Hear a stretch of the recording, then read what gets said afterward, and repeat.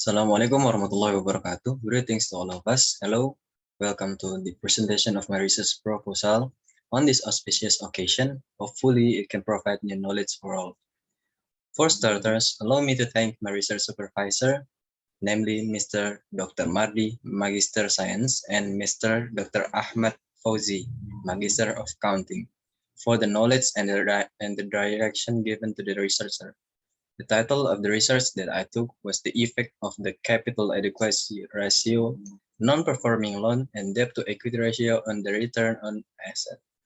The object of my research is banking companies listed on the Indonesian Stock Exchange.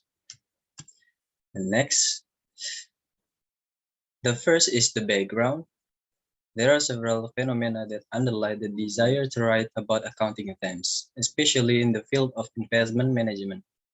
That Indonesia as a developing country certainly has various industrial sectors in the development and progress of the country. One of them is the financial and insurance industry sector.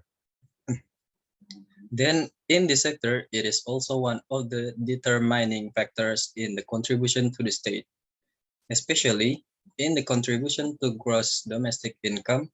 In the 2021 period, the Central Statistic Agency, or BPS, recorded that Indonesia's gross domestic product, or GDP, at current prices reached 16,970 billion rupiahs, and GDP per capita reached 62.2 million rupiahs.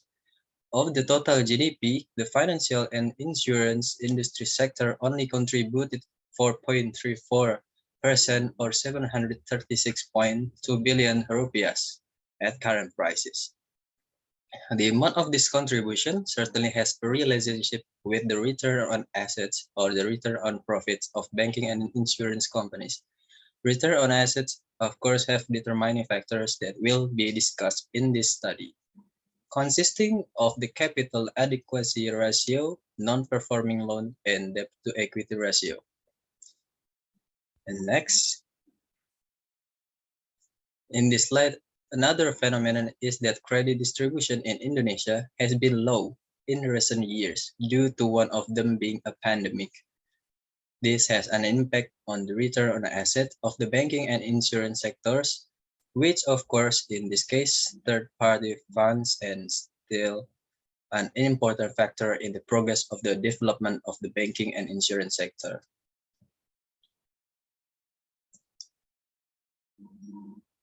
The capital adequacy ratio in Indonesia, based on data from saysdata.com, is 24.527% for February 2021. This note is up slightly compared to the previous 24.502% in January 2021. This data is updated every month with an average of 21% starting from March 2010 to February 2021 with 132 observations. It can be seen from the data above that it reached a high of 24.527% in February 2021 and record low of 16.1% in December 2011. Next.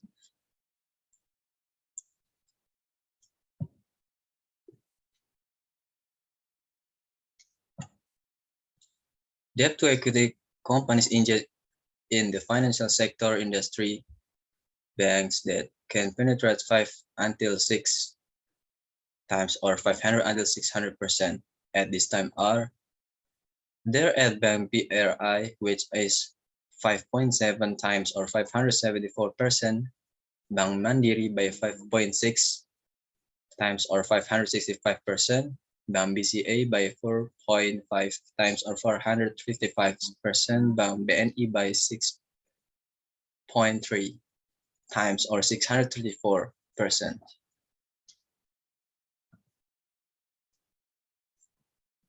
According to the records of the Financial Service Authority or OJK, the ratio of non-performing loan in the banking sector in February 2021 on a gross basis was at level of 3.21%. And on a net basis of 1.04%. In this position, it has increased from January 2021 and also 2020. During the 2021 period, the gross NPL amount was at the level of 3.17%, and on a net basis of 1.03%.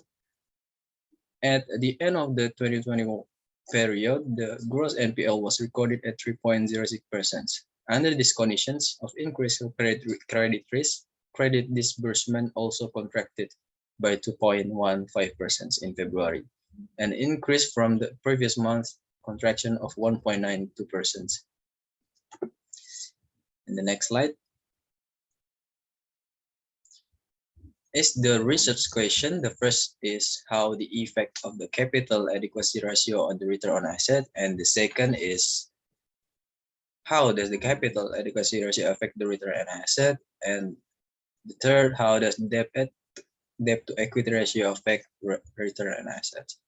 From this question, the first research objective is to determine the effect of the capital adequacy ratio on return on asset. The second is the effect of the capital adequacy ratio on asset. And the third is to determine the effect of debt to equity ratio on return to asset.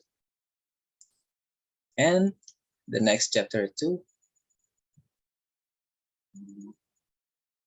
Namely, literature review. There are several relevant studies regarding this research, namely Sutrisno in 2018, and then Ziospita et al.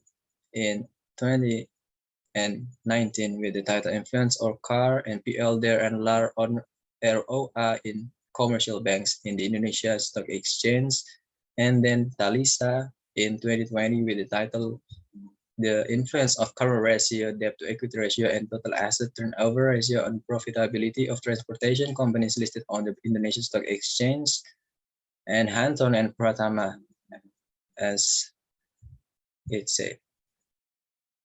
Next is theoretical framework, namely return on asset as the dependent variable y, capital adequacy ratio as variable x1, and PL as variable x2, and debt to equity ratio as variable x3. Then move on to conceptual definition. First, return on asset is the ratio between profit before tax to total asset. The greater the ROA indicates the better financial performance because the rate of return is getting bigger. If ROA increases, it means that the company's profitability increases. So the final impact will be an increase in profitability enjoyed by shareholder according to PNST in 2018. Next, we move to capital adequacy ratio, which is the capital adequacy ratio that serves to accommodate the risk of loss that may be faced by banks according to Sutrisno in 2018. And we move to non-performing loan. Furthermore, the NPL shows the ability of bank management in managing non-performing loans provided by banks. If a bank has a high NPL condition, it will increase other costs so that it has the potential to cause bank losses. In the journal, according to Sudarmawanti and Pramono. And the third, debt to equity ratio as a variable x3 is the financial ratio chosen as a representation of the solvency ratio, where this ratio is a comparison of a capital obtained by the company either from internal, namely stakeholder, or from external, namely creditor, according to Talisa. And then the next is research hypothesis. H1, there is an influence on the capital adequacy ratio on return on asset. H2, there is an influence on the debt to equity ratio on return on asset. H3, there is an effect on non-performing loans on return on asset. And chapter 3 is a research method. This research will be carried out during March until April 2022. Then the object of this research is a banking company listed on IDX. This research data collection is taken using secondary data through the banking annual reports registered at IDX periods 2018 and 2019. The method used in this study is the quantitative research method. We move to the next slide is The constellation of relationship in the study can be seen as shown in the chart, that each independent variable has a relationship to the dependent variable. CAR, DARE, and NPL has an effect on return on asset. And then the population of this research unit used is banking companies listed on the Indonesia Stock Exchange for the 2018 and 2019 period, totaling 43 banking companies. And the sampling design used in this research is using purposive sampling technique. Companies that release annual financial reports on the company's website or IDX and are not delisted in the research period with a total of 43 banks and data distribution.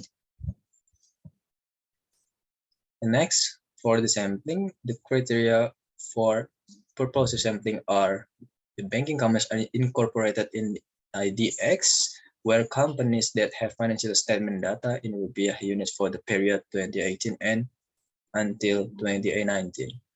And the second is banking companies are listed on the Indonesian Stock Exchange with the publication of financial statement and are not delisted during the observation period.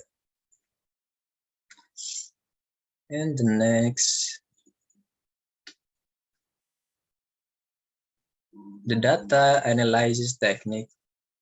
Descriptive statistical test was conducted to determine the minimum value, maximum value, standard deviation, and average of each variable with statistical presentation.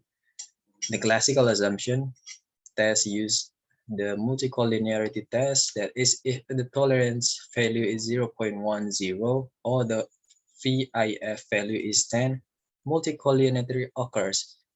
If the tolerance value is 0.10 or the VIF value is 10, then nothing happens.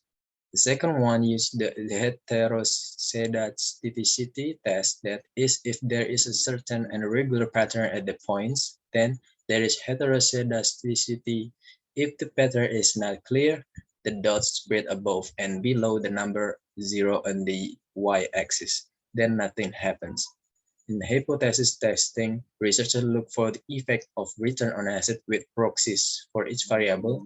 And for the next stage in hypothesis testing, the coefficient of determination is solved with the assumption that if the coefficient value is between 0 and 1, if it is close to 1, then each independent variable describes almost all of the information.